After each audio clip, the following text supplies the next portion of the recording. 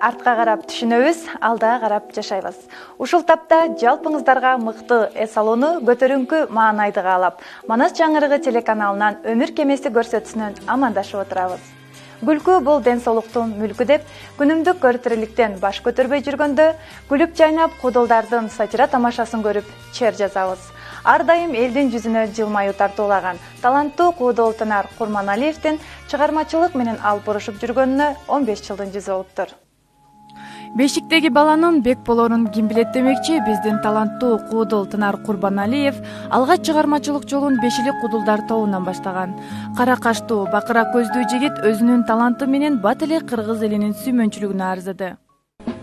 Тентигенден теңелсек, бизден озуп кеттиңер, бүт кыргызды айланып, Орусияга жеттиңер, бизге бала бактырып, базарга чыгып кеттиңер, бизге бала бактырып, коммерсант болуп кеттиңер.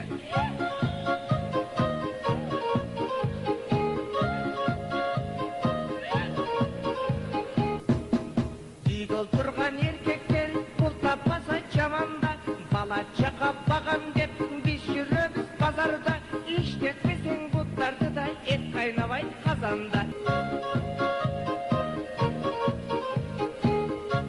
Ой! Come on. Топ агылдым, кыйрат коз, каяка кетип атасың? Эмне болду? Болду деми кетели бас. Не болмогуле, мен сени айлабыю. Айланıyorsun, minesi? Ошондогу билбейсиңби? Айланып кетейин деп атам да. Не кыйратып койдуңбу дейм? Ой, кыйратпаганда болду эми, муну элдин алдында шерменде болбой кетели бас. Азыр мен сени менен даканса айтышам. Кудай урган экен го, мени менен эмне айтышасың эми? Өртүгөнүп калган болсо азыр сен менен макаллакап айтышам. Sen meni менен макаллакап айтышкың келип атат. Ооба. Анда мындай кылабыз. Мен макаллакаптын башталышын айтам, аягын сен өзүң таап улап айтасың. Боптур, азыр позоруңу патронунан чыгарам, баштай бер. Баштадык. Эр жигит эл четинде, Başı jarnıp үйüne келет keçinde. Ajal жетип күн бүтсө адамдын орду мазарда. Aylık akı berilbey azır adamdın bağrı bazarda. Mukandуу үнү болсо да булбулун гүлсүз сайрабайт. Oy öçüp kalsa sivetin çayın vapşı kaynavayt. Саламатсызбы Тынар байке? Саламатчылык. Маанайларыңыз кандай? Бүркүрөгөн күз мезгили келди. Жашооңузда эмне жаңылыктар болуп атат? Чыгармачылыгыңызда эмне жаңылыктар болуп атат? Эми азыр күздүн келиши менен элдин бир топ эле элдердин маанайы жакшы. Жанагындай той торопо дегенде бүт жакшылыктар менен коштолуп той. Şöyle чыгармачыл адамдарга деле жакшы учур болуп атат. Күздүн күнү негизи ушукчулуктун, токчулуктун мындай мезгили болуп жакшы нерсе го. Ошол катары эл катары эле меники деле Кудай буйрса жакшы, маанайыбыз жакшы. Анан сиз кайсы мезгилди жактырасыз? Мен негизи кээ бирлер айтат го, мага жаз мезгили жагат, анан жай мезгили, күз мезгили жагат. Ар бир мезгилдин өзүнүн бир адамга жакшы, жараштуу мындай ыңгайлуу мындай шарттары бар да. Мисалы, ар бир сезондун өзү, мисалы жайкысын көлгө барып эс алып, көлгө түшүп дегенде, жазында болсо достор менен эс алууга чыгып, жаратылышка чыгып, аякты көрмөй дегендей. Күздүн күнү болсо моминтип жакшынакай той торополор, жакшылыктар, бүт туугандар менен жолугушмай бат-баттан. Башкаларга кандай кышкысын мага бир жакшы жери жанагындай ат оюндарыбыз башталат. Биз достор менен, жоролор менен бул жакта улак тартмай оюнубуз бар. Ошо улак тартмай башталат. Негизи мага ошол Алланын берген 4 мезгил тең эле мага мындай жакшы жактары бар да. Барлыгын жакшы кылам.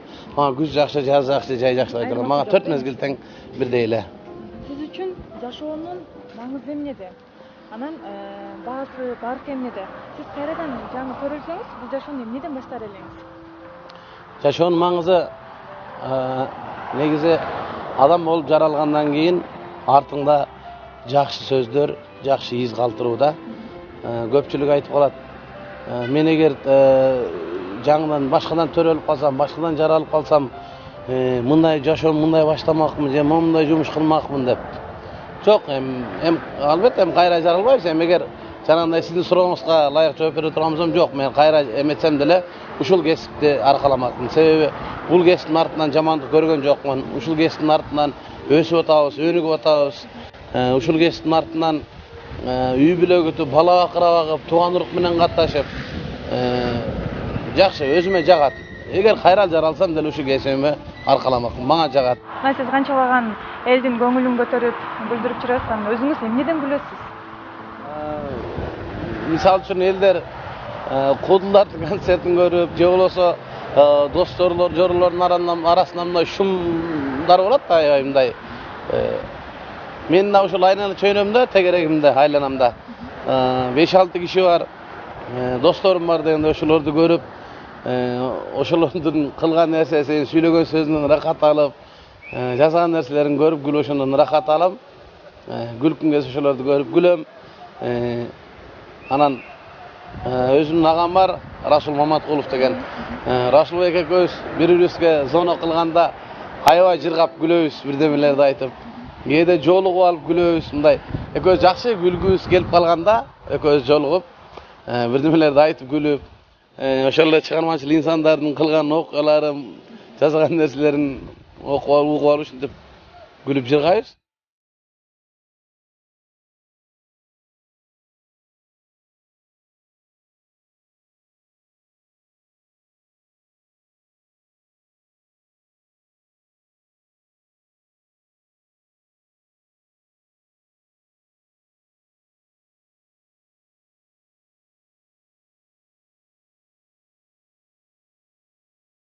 Ошко командировкага барып калып жазда, борончо экөөбүз. Анан Мирбек деген бир жакшы академиядан баланы алып каламыз группага. Анан байкуш жаш бала жанагы атасын апасынын жанына чоңоюп, чет-чеккеге чыкпаптыр да. Анан ишенче экенде эмнени айтсаң эле ишене берет экен. Анан Ошко барып калып анан жана айтып атпаймынбы администраторубуз. Ошону сурап калдык, Танарбек тиги Жумашбек эмне жумуш кылат деди. Анан бизде ушундай налогтон билеттерди, ушундай жасайт. Жана квитанция сурап аткан, ошондон ар бир нерсеге квитанцияларын алып ушуну турат десем, ошол нерсе могул жеринде калып калыптыр да. Калып калгандан эртеси күнү экөөбүз гостиницада жатып, анан тигилер башка эле экөөбүз бүтүмүндө. Эртең менен турсам жок да. Эме, эртең менен турсам 2 штук самса алып келип жаптыр. Анан карда чыккан багыш. Анан 2 самса алып келип жаткан экен. Анан не кандай десем, жакшы. Самса жотасың, о кардым ачып кетип элден алып чыктым эле деди. Анан квитанция алдыңбы самсага дедим, анан жок деп чочуп калды. Алдагы самсага квитанция алышың керек да. Аны тиги жака расходко жазат. Азыр эми квитанция жок болсо болбой калат деп тамашалап коюп, душка жууганы кирип кетсем, чыксам жок да. Бир убакта душтан чыгып өтсөм, анан зона кылып калды анан. Карасам жана Мирбек деген жигит. Анан алло, эмне болду Мирбек, каяктасың десем. Ылдый түшүптүр дагы ошо биз жаткан гостиницанын алдында самсачын бар, ал коколоп атыптыр, квитанция бересиң деп. Анан мен түшсөм, тиги самса аткан бола, "Я кам мунуңузга айтып койчу, эмне деген кимди бала? Самсага квитанция берилбейт" деп. Анан Мирбек мен тамашалап койгом, мен сени жөн эле десем, мен чын эле болгон турбайдым. Ага ким квитанция бериң деп буну менен урушуп берди. Негизи талаазда көп эле окуялар болот. Айрыкча ушул гастролдо жүргөн учурда көп нерсеге неме болосуң да. Анан бир эсимде Ырысбек Жантураев деген досум, экөөбүз көп жыл партнер болуп иштеп жүрдүк да. Анан Рахман эке мен бул спорт сарайынын алдында сүйлөшүп турсак, бир алкаш болмуш болуп кеткен, майында алкаш болуп кеткен. Бирөө келип учурашдагы жана макса сурат, анан не деп берип койсок, жаныбыздан кетпей турат да. Мындай эле турат. Анан Рахман эке ал мындай жерде турат. Рысбек бул жактан келет, анан келип учурашып келген экөөбүз көптөн бери көрүшөлүк элек анан. Экөөбүз кучакташып учурашып анан жанагында биз менен да ойлодук Рысбек. Жанагында колтур колунан кардан бетинен учурашып койду. Бул башка, башка чочуп жүрбөй анан. Тигини да кучактап коет. Кудай өмүр берсе, мындан 20 жыл кийин бир аз карыйттырмын, бирок колуман келсе, Кудай канча өмүр берсе, өмүрүмдүн аягына чейин ушул кудулдук өнөрдү аркалагандан кийин Кыргызга жакшы нерселерди, элге жакшы күлкүлөрдү, жакшы юморлорду таркалганга аракет кылам.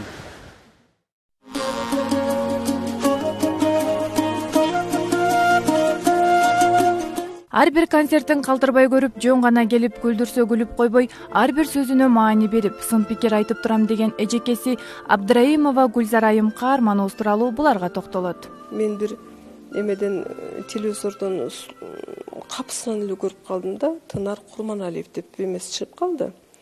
Анда жаш келсе жанагы беш тапан деген менен чыгып элем айтып атат. Анан окуй бул адына бир фамилиядагыларбы деп карасам, көзү бакырайып эле ушул өзү, бул энем айланайын, бул кылып аткан ишин токтотуп коелу, ушуну карап отурдум. Көрсө жана кичинекейинде мен бир талантын байкадым эле, байкап калдым эле, кайра мен унутуп калыптырмын бул баланы. Анан кийин ошол телевизордон анан кайра өзүн көрдүм да, атаң көрө деп кайра мен сыймыктандым. Ошол талант чын эле бул балада бар турбайбы? Мына өнүктүрүп өстүрүп кеткен турбайбы? Анан эми бул талант деген ар бир адамга Кудай Таала 1% берсе, калган 99% адамдын өзүнүн эмгек болот экен. Элдин астына чыга калып эле мынтип ролдорду аткарып, элдерди күлдүрүш өтө кыйын. Тем более биздин кыргыз элибизди күлдүрүш кыйын.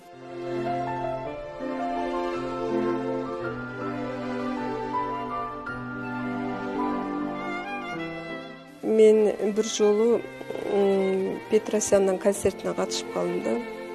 Мага аябай жакты да. Анан орустарда ушунчалык көңүлдүү отурушат экен. Алардын залы, интерьери баары эми төп келетчи. Анан кийин жана аткарып атканда аябай элдер колдоп атыштан мындай байкасам эмекен. Буларга атайын ошо пародия жазган чыгармачыл топ болот экен. Буларга баарын даярдап, кагазга даярдап берип койсо, булар элдин астына чыгып алып ошолорду айтып берип, жолсом окуп берип күлдүрүшөт экен. Ана мен ошол жерде салыштырым, айланайын, биздин куудулдарга буларга ким жазып берет болду экен. Кийин мен Тынардан сурадым, Тынар, силерге ушундай пародия жазган чыгармачыл тобуңар болобу? Десем, жок дейт. Мен ошол эме россиялык куудулдардан да мен буларды кайрадан жогору баалап калдым. Булар өздөрүнүн арабасын өздөрү тартат экен. Өздөрү жазат экен, өздөрү ролду аткарат экен. Ийине жеткирип, бирин-бири сындап отуруп сахнага чыгышат экен. Досторубуз, тааныштарыбыз, коллегаларыбыз деле үйгө конокко чакырганда биринчи башкасын сурабайт да, Тынар келеби деп сурашат. Анан Тынар келет десек, ооруп атканы да келе берет, иши барын ишин таштап коюп баары келет Тынар үчүн. Тынарды көрүш үчүн, Тынардын сөзүн угуш үчүн суктанып келишет биздин үйүбүзгө. Жашоодогу көйгөйлүү маселелерди сатирага айландырып, элдин маанайын көтөрүүнү максат кылган Куудул чыгармачылыгы жөнүндө ой бөлүштү. Чыныгы чоң сахнага биринчи жолу ушул Рахман эке менен ушул Кожомкул атабыздын аты коюлган ушул спорт сарайында ушул жерде концерт койгонбуз, Бешилик театр деп. Анда мен, Санжар, Ырысбек, Талант, Ернес болуп апарчылык немен Рахман эке мага жүктөдү. Анан концертти баштайын деп тиги сахнанын кырынан жөнөдүм. Жетпейм, тияктуу микрофон алыс болуп ушундай неме болду. Эми башка сахналар ичине да көнүп каласың эки аттап. Такыр эле жетпейм микрофонго эптеп жетип микрофонду алып анан момунтип эле карай калсам, могул жак, өйдө жак толуу адам анчлык. Монун аркасы өйдө да. Бизде Кыргызстанда бир гана ушул менен филармония өйдө бар да. Анан сахнага чыга келсем, мунун арка жагы момунтип эле маңдайына туруп элдер. Эл кыштын күнү болчу эсимде ушул январь айы болуш керек. Анан аябай күн суук, сахнанын четинде үшөө эле турганбыз. Анан эл менен учурашып, экөөбүз учурашып, Келдибек Ниязов атабызды чакырабыз деп Келдибек байкени чакырыш мен үчүн аябай чоң нерсе болду. Ошону чакырып коюп сахнага кирсем, шым этиме жабышып калыптыр терде уже. Ушундай сүрүп коюлган.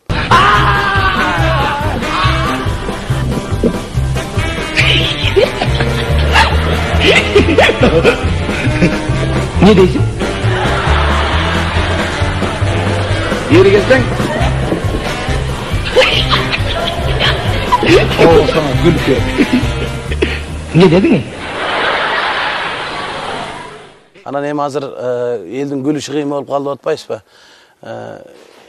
Элдин күлүшү кыйын болгон себеби эмнеде? Себеби биздин чоңдорубуз өздөрү куудул болуп атпайбы? Kudul koyup ketdi. Sebebi bizim çoңдордун баарлыгы кудулда.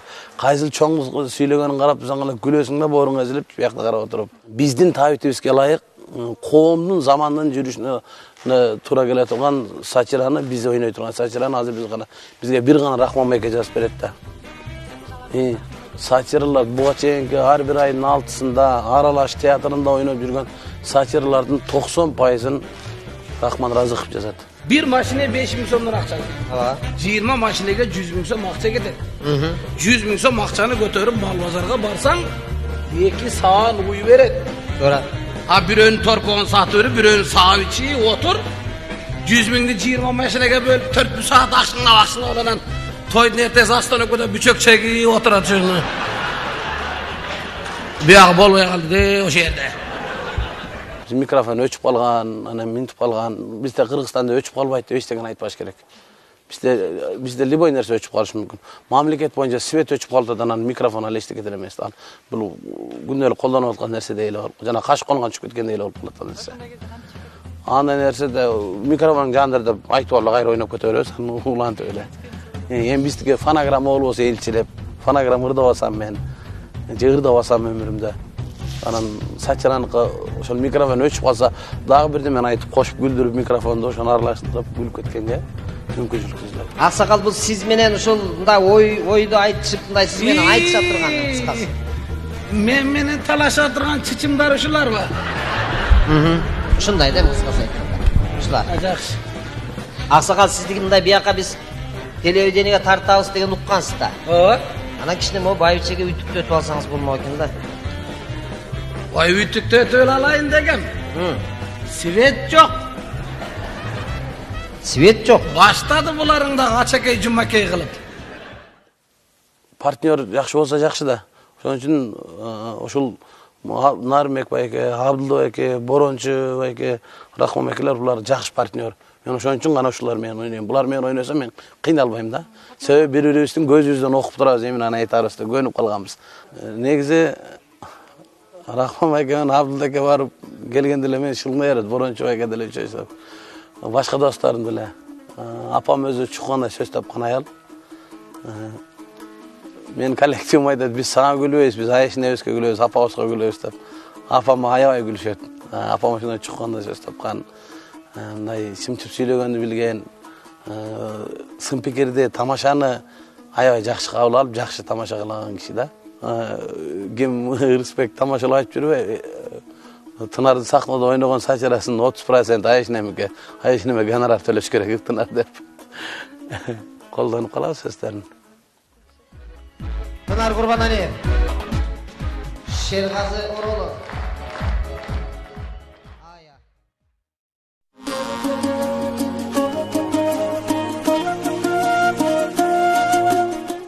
Машинага биринчи олтурганда эле Бисмиллахиррахманиррахим деп олтурам. Бисмилла деп машинаны жүргүзөм. Машина акырынан ордунан жылып атканда Кудайдан тилек кылып, жигит бирим колдосун, дөт бирим колдосун деп бата кылып анан айдап чыгам. Машинанын рулун бир бураган адамда дагы башкасын айдап көрүүгө кызыгуу жаралбай койбойт. Ал эми куйкум сүйлөгөн Тынар мырзанын унага көп деле кызыга бербешин байкадык. Мен негизи машинага көп мындай ерен-төрөн кылбайм. Өзүмө мындай удобный болсо, жумшак болсо айдап жүрө берем. Мындай чоң машина, кичи машина деп немесине бөлбөйм. Өзүмө удобный болсо айдай берем.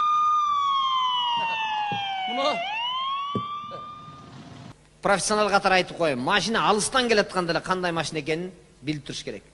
Окуганбыз команда. Эгерде черный, затемненный машина келатса, калп эле деп биякты карап кой. Желательно алыстан келатсаң, жашынып кал, баксакка, дарак-барак. Тога курсак тарт. Бир-экөө айтты, курсагы чыгып калыптыр деп. Бактан чыгып калат экен. Жок, аны окуганбыз команда. Кандай машина тосуш керек? Алыстан эле көрүнөт. Мастарыңыз алыстан эле келжиң деп, жолдун биягына бир чыгып, айдап калат. Ошо маалда шап кармайбыз аны. Берги түз келаткандар, алар үйүнө бараткандар да, сол бар. Мына көрдүң, уже туура эмес. Неге? Жана бияк айдап келаткандар ушулар жол тандап келатат. Жаман арыктардан качып, арабанын жолун билесиң.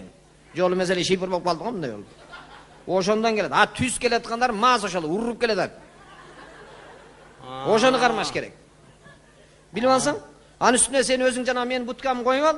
Болду, алыстан эле байкалат алар. Билип калышкан ушул. Отурат деп туруп. Жога командир, ошо буткаңарды алмаштырып бергиле. Алмаштырган. Ол бутканын ичине батпайт экен, кымчыл бунундай болуп калып атам ичинде. Алмаштырбай чоңойтуп бер десең. Эми ал өзү мага ылайыкташкан күндөн жандан ошонун ичинде кирип турам мен өзү. Ошонун ичинде батпай. Жеңил анын үстүнө алып барып коюп аласың, алып кетип калабыз. Батпай кымчылып отурсам, баары бир шофер келип алып, шылдыңдайт мени, кандай брачка? Эдиңиз салып атасыңбы дейт? Ошого окшоп калыптырбы? Ошондон бери шаардын гаилери мага загрузка деп ат коюп алыштыр. Зрай, товарищ командир. İşte odasыңарбы? Иштеп атабыз. İşte кылгыла. Зрай.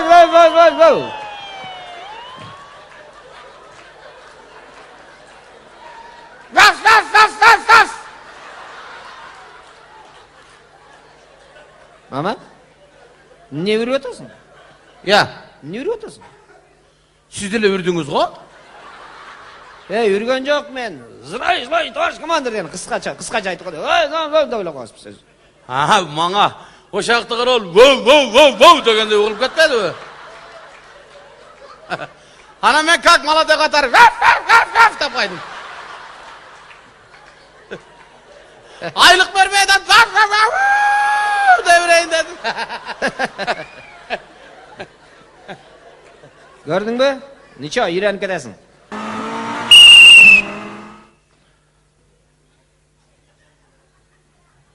Гаинин сержанты Тынар Курбаналиев, документиңизди көргөзүңүз. Ичинде бирөө жарым бар мунун. Гаин сержанты Тынар Курбаналиев, документиңизди көргөзүңүз.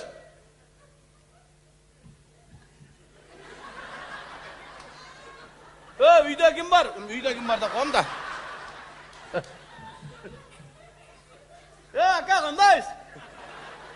Men gayimin, gayi. Gayimin, mına gayi bunun. Jo, marker emas, jezlo bul. Gayimin, gayi. 140 ta kelet al. Brat, magnetofon moshniy go. 140 ta kelet as, brat. Berden 140 ta ötkanga bol.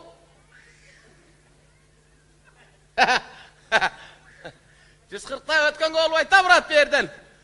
Tez 180 ötketiniz gerek. Şu ötürüdüm. Görünbey.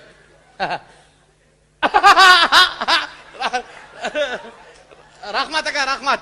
Neme? Men ponedельник, вторник, среда, анан воскресенье күнү ушул жерде турам саат 5ке чейин. Мен турганда өтүп туруң ака, тез. Рахмат aka, рахмат. Рахмат aka, жаман. Рахмат aka. Рахмат aka. Amin. İlahi maşinanızın aldığından şamal ötüp, üstünden ötüp, iki kaptandan şamallar ötüp, ötküle şamallar tez. Şamallarınızı ötküle özlem. Allahu Akbar aka. Hoppa!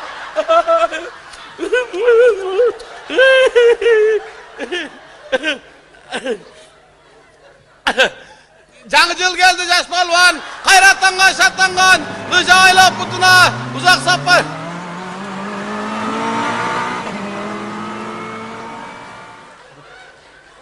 Aka, Noruz turalı dağı бар эле да.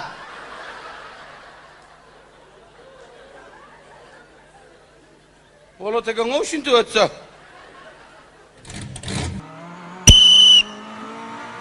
Маи кызматкерлеринин образын катары аткарган Тынар мырзанын коопсуздук курун тагынбаганын байкап, суроо узатсак мындайча жооп берди. Менин кемчилдигим ушунда, мен такыр эмен такпай машина айдасам. Ушул кемчилдигиме көп эле мойнума алып жүрөм бул кемчилдигиме. Мурдатан көнбөгөнмө же кээ бир адам ушундай болобу? Момтип ремен таксам, артыман бирөө момтип кармап алгандай болуп эле кыйнала берем да. Мен такпайм, бул кемчилдигим бар. Жол эрежесин бузуп алып, барып гаидин жанында 20 мүнөт тургандан көрө, светофордо 2 мүнөт туруп койсоң, ошол сага бир аз жеңилдик болот да. Рас алар бизди сыйлап аткандан кийин, өнөр адамдары деп бизди сыйлап, анча-мынча нарушениябызга көз жумуп коюп аткандан кийин, биз дагы аларга сый урматыбыз болуш керек да. Биз аларды сыйлашыбыз керек. Алар бизди корккондон сыйлаган жок, бизди өнөр адам экен коюшун, элибиздин алынып калган адам экен деп сыйлап, эл сыйлаган адамды алар да сыйлап, көп кемчилигинен көп жумуп коет.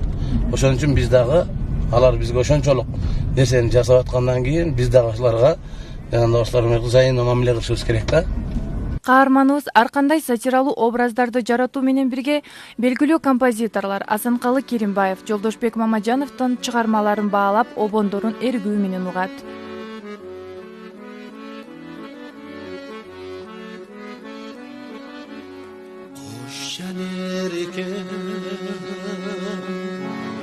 Hoş değilsin de tarımba. Жөнөкөй моундай байлыкка же бийликке сатылбайт. Ар бир адам менен адамдай мамиле кылат да. Бул чынчыл, бирөөнү жалаган айтпаган, акыйкатчы мындай жигиттерден да. Жигиттик деген жигиттик немеси бар да. Мүнөзү бар. Бул эми кудул болгондон кийин бир жерде сатира ойноп кудулдан коюп эле кетип калбайт. Бул жашоодо дагы ар дайым туруктуу, достор менен туруктуулукту билет. Каарманыбыз бош убактысында үй бүлөсү менен музейге, театрга барабы, тоого чыгабы, китеп окуйбу же жатып алып телевизор көрөбү десек, жылкыны жандай көргөн Тынар мырза улак тартыштарда өзөнгү теминип, күлүк камчылаган ат сүйүүчүлөрдүн катарын толуктайт. Жашымдан жылкыга жакын өскөндүктөн аларсыз жашоомду элестете албайм дейт. Кыргыз кичинесинен ат минип чоңойт да. Ана мен да ушул кичине кезимен баштап ат минип мал менен чоңойдум. Ошон үчүн атты жакшы көрөм да. Ошон үчүн ат кармайм. Ошон үчүн ат кылам. Көпчүлүк айтып берди, шаарда жасаң ат эмне кереги бар сага деп. Эми ар кимге өзүнө жаккан нерсеси болот да. Жума сайын келип кышы менен жумасына кээде 2-3 жолу улак чабабыз. Кээде бир жолу болуп калат. Улак башта элек учурда келип аттарды мени ары бери бастырып, суутуп дегендей. Анан ошол чогулуп чыгып улак чабабыз. Ошол биздин жылкы болгон табитибиз азырынча ошондой.